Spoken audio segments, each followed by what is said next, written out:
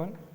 Now in our structure, today we are going to see our next topic, Bose notation. Now before we going to see our next topic, in a previous video we saw that Lami's theorem.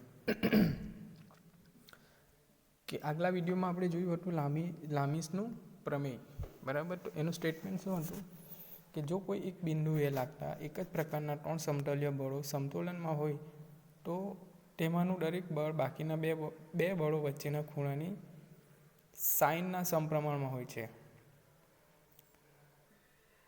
કે કોઈ બિંદુએ લાગતા હોય, બળો લાગતા હોય, કોઈ એક બિંદુએ બળ લાગતા હોય, એક જ પ્રકારના ત્રણ સમતોલ્ય બળો સમતોલનમાં હોય તો તેમાંનું દરેક બળ બાકીના બે બળો વચ્ચેના ખૂણાની સાઇનના સમપ્રમાણમાં હોય છે. એના માટે ઇક્વેશન છે P/sin alpha = Q/sin beta = R/sin gamma. ત્યારબાદ જોયું હતું વસ્તુ મુક્ત રેખાચિત્ર એટલે કે ફ્રી બોડી ડાયાગ્રામ. તો ફ્રી બોડી ડાયાગ્રામ કોને કહેવામાં આવે છે કે વસ્તુને તેના ટેકાઓથી મુક્ત કરી વસ્તુ ઉપર લાગતા બળો અને માત્ર તેના ટેકાઓ પરની પ્રતિક્રિયાઓ દર્શાવવામાં આવે તો તે આકૃતિને વસ્તુ મુક્ત રેખાચિત્ર કહે છે. બરાબર છે. Free body diagram. વસ્તુ ઉપર લાગતા બળોના પ્રશ્નનો ઉકેલ માટે ફ્રી બોડી ડાયાગ્રામ ઉપયોગી છે. બરાબર છે. કોઈ બી મટીરિયલ ઉપર ફોર્સ લાગે તેનો ઉકેલ લાવવા માટે ફ્રી બોડી ડાયાગ્રામ ઇમ્પોર્ટન્ટ છે. કે એક ઘોડાને દોરી વડે દિવાલ સાથે લટકાવેલ છે, તેનું વસ્તુમુખ ચિત્ર રેખા દોરી. બરાબર. કોઈ બી આપણે આગળના વિડીયોમાં જોયું હતું કે કોઈ દિવાલ સાથે ઘોડો લટકાવેલો હોય દોરી વડે, તો દોરીની અંદર કેટલું સ્ટ્રેન આવે છે, દિવાલ સાથેની પ્રતિક્રિયા શું, એ બધું આપણે આગલા વિડીયોમાં જોયું હતું અને એક્ઝામ્પલ પણ સોલ્વ કર્યા હતા. એના માટે એક જ ઇક્વેશન છે લામીસ theorem P/sin alpha = Q/sin beta = R/sin gamma. બરાબર. તો આ થયું લામીસ પ્રમેય.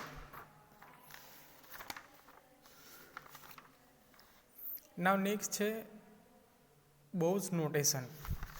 બરાબર છે. મોસ્ટ ઇમ્પોર્ટન્ટ થિયર છે બોઝ નોટેશન. તો શું છે બોઝ નોટેશન?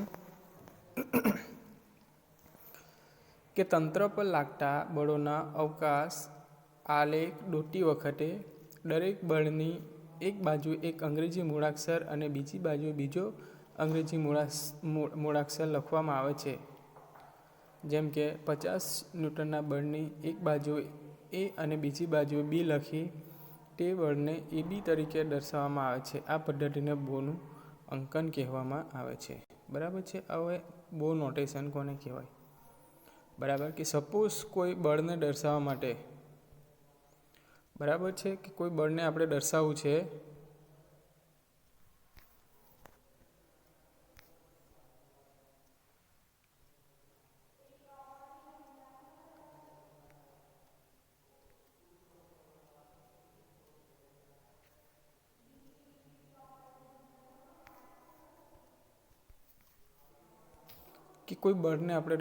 બરાબર છે, કે આપણે શું કરીશું, એક રેખા દર્શાવીશું. બરાબર છે. એક રેખા ડ્રો કરીશું. બરાબર. એના એક છેડે આપણે A લખીશું અને બીજા છેડે આપણે B લખીશું અને તેને બળ તરીકે દર્શાવવામાં આવીશું AB. બરાબર છે. તો એને શું કહેવામાં છે? આ પદ્ધતિને બોઝ નોટેશન. કે તંત્ર પર લાગતા બળોનો અવકાશ આલેખ દોરતી વખતે દરેક બળની એક બાજુ એક અંગ્રેજી મૂળાક્ષર અને બીજી બાજુએ બીજો અંગ્રેજી મૂળાક્ષર લખવામાં આવે છે. જેમ કે 50 ન્યૂટનના બળની એક બાજુએ A અને બીજી બાજુએ B લખી તે બળને EB તરીકે આલેખવામાં આવે છે. આ પદ્ધતિને બોનું અંકન અથવા તો બોઝ નોટેશન કહે છે. બરાબર છે. સિમ્પલ છે. નેક્સ્ટ આપણે જોઈશું સદિશ રેખાચિત્ર અથવા તો સદિશ આલેખ, વેક્ટર ડાયાગ્રામ.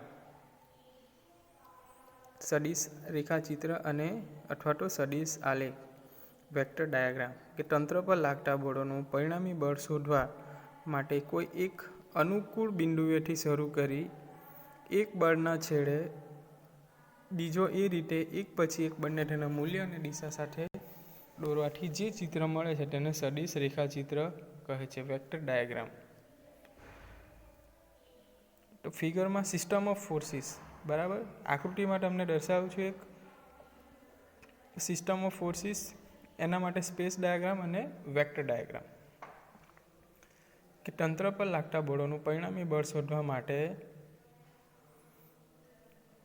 કોઈ એક અનુકૂળ બિંદુએથી શરૂ કરી એક બળના છેડે બીજો એ રીતે એક પછી એક બંને તેના મૂલ્ય અને દિશા સાથે દોરવાથી જે ચિત્ર મળે તેને સદિશ રેખાચિત્ર, વેક્ટર ડાયાગ્રામ કહેવાય છે. સિસ્ટમ ઓફ ફોર્સિસ, બરાબર, કે અલગ અલગ ફોર્સ લાગે છે. 60 કિલોન્યુટન, 70 કિલોન્યુટન, 80 કિલોન્યુટન.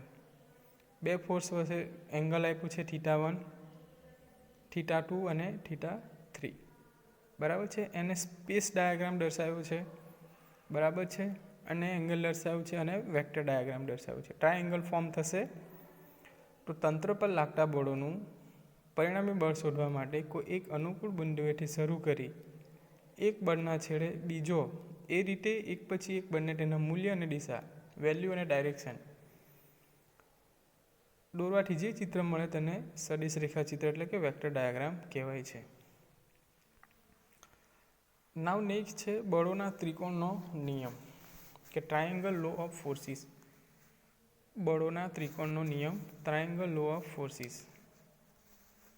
કે કોઈ એક બિંદુએ લાગતા બે સમતલીય બળોને ત્રિકોણની બે ક્રમિક બાજુઓ વડે માન અને દિશા સાથે દર્શાવવામાં આવે તો ત્રિકોણની ત્રીજી બાજુ પરિણામી બળનું માન અને દિશા દર્શાવે છે, જે પહેલા બે બળના વિરુદ્ધ ઓર્ડરમાં હોય છે.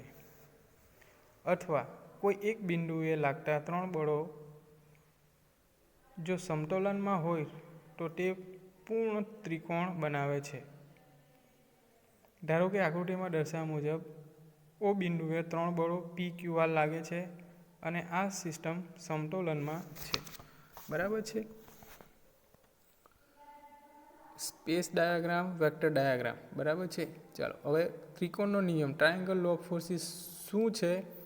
કે કોઈ એક બિંદુએ લાગતા બે સમતલ્ય બળોને ત્રિકોણની બે ક્રમિક બાજુઓ વડે માન અને દિશા સાથે દર્શાવવામાં આવે તો ત્રિકોણની ત્રીજી બાજુ પરિણામી બળનું માન અને દિશા દર્શાવે છે, બરાબર. અહીંયા આપણને બે ફિગર દર્શાવે એ અને બી, બરાબર. પહેલી આપણને ફેસ ડાયાગ્રામ દર્શાવ્યો છે, ત્રીજો આપણને શું કરાવ્યું છે, પરિણામી બળ ફાઇન્ડ કર્યું છે. પી અને ક્યુ ફોર્સ લાગે છે અને એનું પરિણામી બળ આર દર્શાવ્યું છે, બરાબર. જો આપણને પી અને ક્યુનું વેલ્યુ અને દિશા ખબર હશે તો આપણને પરિણામી બળની વેલ્યુ અને દિશા મળશે. કોઈ એક બિંદુએ લાગતા ત્રણ બળો જો સમતોલનમાં હોય તો તે પૂર્ણ ત્રિકોણ બનાવે છે. ધારો કે આકૃતિમાં દર્શાવ્યા મુજબ ઓ બિંદુએ ત્રણ બળો PQR લાગે છે, બરાબર છે. ફિગરમાં દર્શાવ્યું છે આપણને, બરાબર. ઓ બિંદુએ ઓ પોઈન્ટ ઉપર ત્રણ ફોર્સ લાગે છે PQR અને આ સિસ્ટમ સમતોલનમાં છે, એટલે કે ઇક્વિલિબ્રિયમ. જો ત્રણ બળો સમતોલનમાં ન હોય તો ત્રિકોણ પૂર્ણ થશે નહીં અને ખુલ્લો રહેશે, બરાબર. ત્રણ જ્યારે સમતોલનમાં હશે, બેલેન્સ ઇક્વિલિબ્રિયમ હશે ત્યારે ત્રિકોણ ફોર્મ થશે. તો આને કહેવાશે ટ્રાયેંગલ લો ઓફ ફોર્સિસ.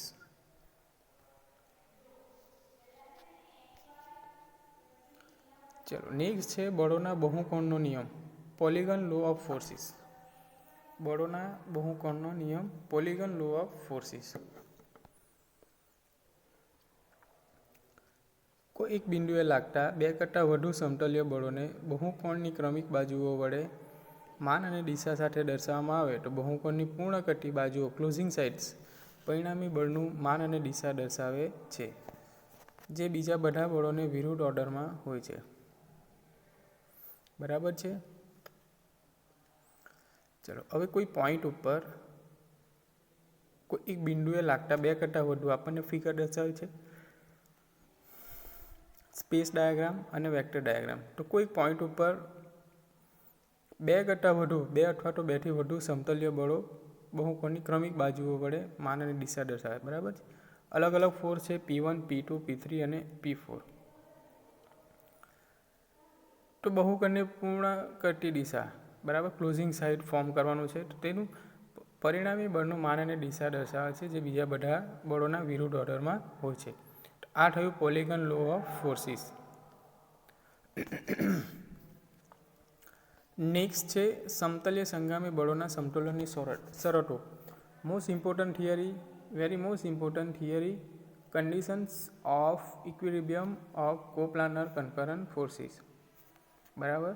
તો જો કોઈ સમતલ્ય સંગામી બળ પ્રણાલી સમતોલનમાં હોય તો તેની નીચેની શરતોનું પાલન થાય છે. બરાબર છે. સમતલ્ય સંગામી બળો. તો જો કોઈ સમતલ્ય સંગામી બળ પ્રણાલી સમતોલનમાં હોય તો તે નીચેની શરતોનું પાલન થાય છે. તો કઈ કઈ શરતો છે? Summation H equal to 0, horizontal force equal to 0, એટલે કે બધા બળોનો ક્ષિતિજ હોરિઝોન્ટલ ઘટકોનો ગાણિતિક સરવાળો શૂન્ય થવો જોઈએ. સમેશન V એટલે કે બધા બળોના ઉર્ધ્વ વર્ટિકલ ઘટકોનો ગાણિતિક સરવાળો શૂન્ય થવો જોઈએ. સમેશન H 0 થશે, સમેશન V 0 થશે તો એનું પરિણામ પણ 0 આવશે, એટલે કે પરિણામી બળનું મૂલ્ય પણ શૂન્ય થવું જોઈએ. બરાબર છે. Summation H equal to 0, summation V equal to 0, summation H equal to 0, V equal to 0, so R equal to 0, એટલે કે પરિણામી બળનું મૂલ્ય શૂન્ય થવું જોઈએ. નાવ સમતોલનના પ્રકાર, ટાઈપ્સ ઓફ ઇક્વિલિબ્રિયમ. સમતોલનના મુખ્ય 3 પ્રકારો છે: સ્થિર સમતોલન, અસ્થિર સમતોલન, અનિશ્ચિત સમતોલન અથવા તટસ્થ સમતોલન. બરાબર. સ્થિર એટલે કે stable equilibrium, unstable equilibrium and neutral equilibrium. બરાબર છે. સમતોલનની 3 શરતો છે, 3 પ્રકારો છે: stable equilibrium, unstable equilibrium and neutral equilibrium. ચલો, સ્થિર સમતોલન. સ્થિર સમતોલન કોને કહેવાય? ફિગરમાં તમે જોઈ શકો છો કે જ્યારે પદાર્થ સ્થિર સ્થિતિમાં હોય અને તેને સહેજ ખલેલ પહોંચાડતા તે મૂળ સ્થિતિમાં પાછું આવી જાય તો તેને સ્થિર સમતોલન કહેવાય છે. બરાબર છે. કે જ્યારે કોઈ પદાર્થ સ્થિતિમાં હોય, સ્થિર હોય, બરાબર, તેને થોડુંક બી આપણે ફોર્સ અપ્લાય કરશું, બરાબર, ટેન્શન, કોમ્પ્રેશન, અને તે ફોર્સને આપણે રિમૂવ કર્યા બાદ પદાર્થ પોતાની મૂળ પરિસ્થિતિમાં આવી જશે તો તેને શું કહેવાય? સ્થિર સમતોલન. અસ્થિર સમતોલન, અનસ્ટેબલ ઇક્વિલિબ્રિયમ, કે જ્યારે પદાર્થ સ્થિર સ્થિતિમાં હોય અને તેને સહેજ ખલેલ પહોંચાડે તો મૂળ સ્થિતિમાં પાછું ન આવી શકે તો તેને અસ્થિર સમતોલન કહેવાય છે. બરાબર છે.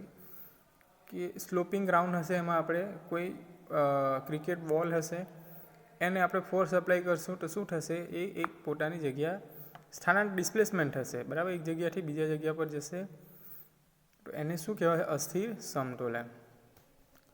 નેક્સ્ટ છે અનિશ્ચિત અથવા તટસ્થ સમતોલન, કે જ્યારે પદાર્થ સ્થિર સ્થિતિમાં હોય અને તેને સહેજ ખલેલ પહોંચાડતા તેની જગ્યા સ્થિર થાય તો તેને તટસ્થ સમતોલન કહેવાય છે. બરાબર.